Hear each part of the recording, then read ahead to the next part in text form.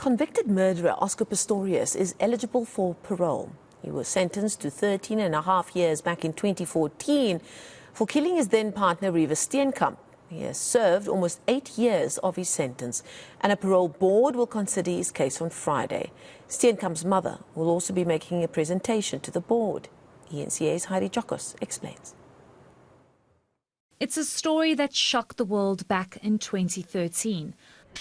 Model Reeva Steenkamp was shot dead by her then partner and now disgraced Paralympian Oscar Pistorius. He was initially sentenced for culpable homicide in 2014. The conviction was later appealed and he was then sentenced for murder. The former athlete has now served the minimum time of his sentence, making him eligible for parole. It has to be understood that Mr. Pistorius was given a 13 years and 5 month sentence and has served just over 7 years, meaning that he has served the minimum required time, thus becoming eligible to be considered for parole placement. Both Pistorius and Reeva's mother, June Steenkamp, will be before the parole board on Friday. The Steenkamp family believes Pistorius has not been honest about what really happened to Reeva or why she was shot.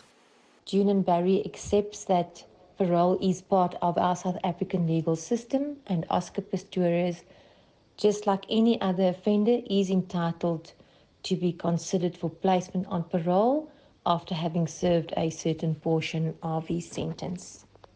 They have always questioned Oscar Pistorius' version of what happened that night, in the same way that the Supreme Court of Appeal have said that Pistorius had failed to explain why he fired the fatal shots and failed to take the court fully into his confidence, as he did not explain to the court what exactly had happened that night. It's not yet clear for how long the parole board will deliberate or when it will make a decision. Heidi Giokos in Pretoria.